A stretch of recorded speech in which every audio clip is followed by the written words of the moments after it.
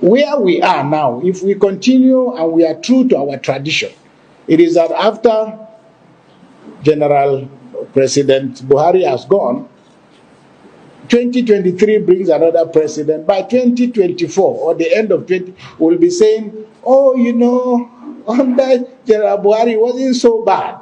Because Nigeria progresses in reverse. You know, we're always nostalgic about the past.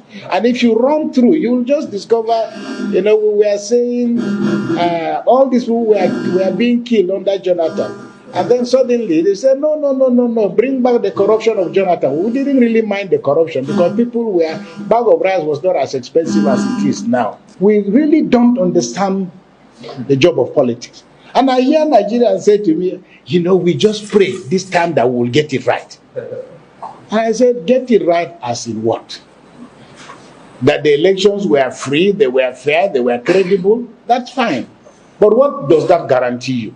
Many of us confuse electoral processes with outcomes.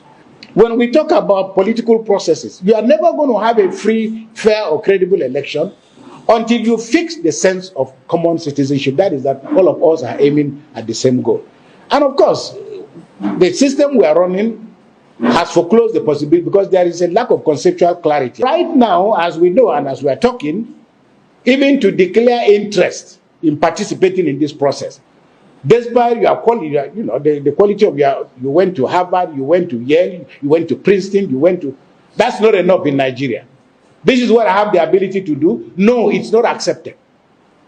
So if you cannot find 100 million naira or 50 million naira to buy a form, or you don't have the kind of friends who can, you know, it's just such a joke that Nigerians are sitting and we're just watching. We have to pay the price for this. We will pay the price because we are complicit.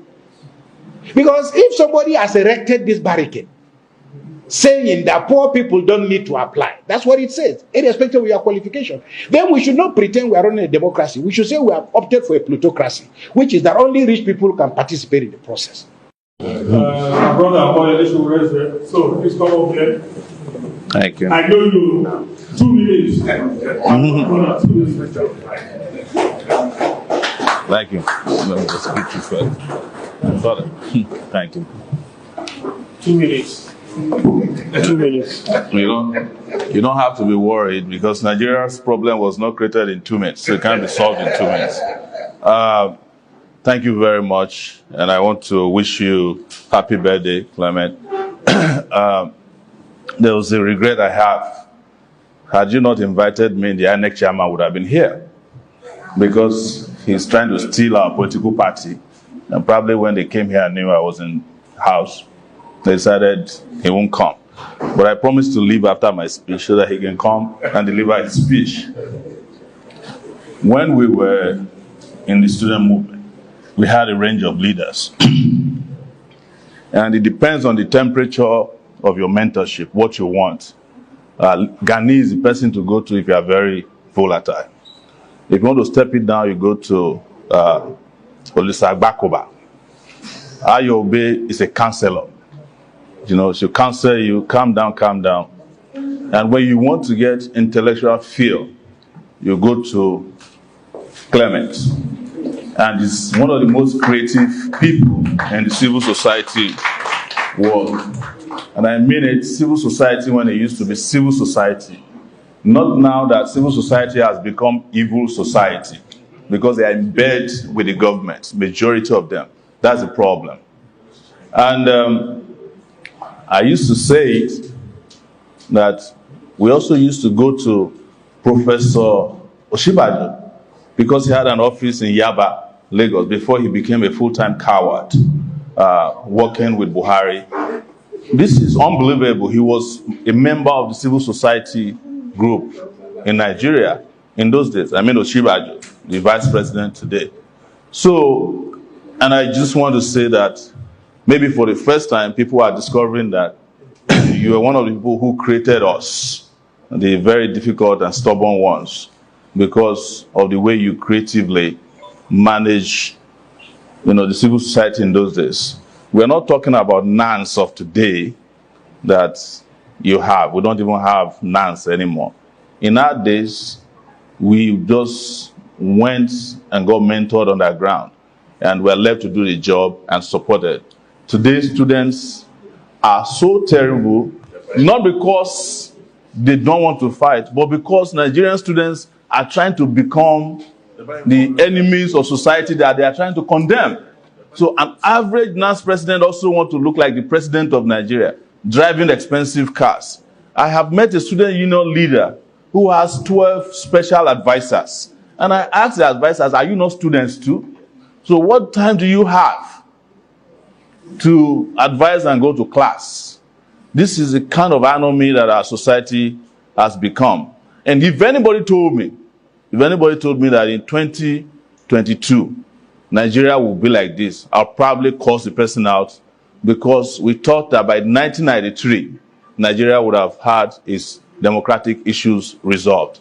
And I guarantee you that had it not happened, had one of the men who died yesterday ignominiously, Ato Zeribe, not intervened to stop Nigeria's democracy, we would not have had a Buhari in 2015, because Nigeria's democracy would have had the opportunity to outgrow some of its democratic enemies. Today, don't let anybody lie to you, we are no longer practicing democracy. We have entered the era of morontocracy. Nigeria's democracy has been hijacked by morons, and it's for morons, and they run the entire country as a moronic territory. And that is the reason, don't drag my shirt, stop it. You used to be progressive in AIT too, what happened to you guys? So, it has become a moronic territory, and it is up to us, the citizens, to take back our country. I am not here to speak as a presidential candidate. No, I'm here to appreciate someone who meant a lot to me as a person who was growing up. And if anybody also told me that I will grow as fast as I grew, he's 60 and 51, I will never believe it. Because he's an ageless person, as you see. I never look at him and think he's 60 years old until we met last week. And he told me, I'm coming up with my 60 years old celebration that I want you to attend. But I can't leave this place without also mentioning, sadly, somebody we lost in their class, and that's Innocent Chukwuma. Though he might have been a quiet person, he was also a big mentor to all of us.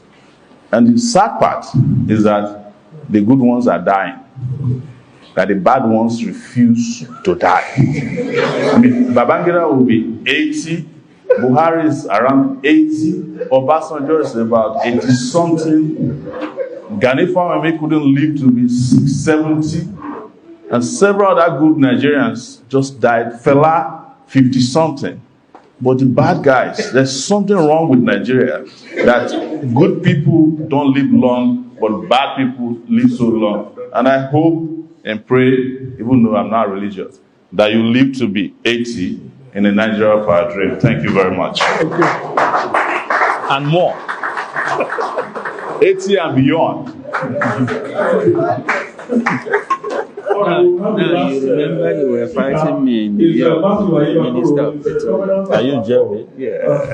Yes. So you have a better person now. You guys were not better either. Yes. For this event. Yes. Let's take away. Yes. Let's take away. Thank you so much. Quite honored to be to speak. Nice. Thank you. How are you, sir? Very good. I'm really happy to be here to celebrate. First of all, the fact that he has been consistently a member and a voice for plenty in Nigeria. And that is really important.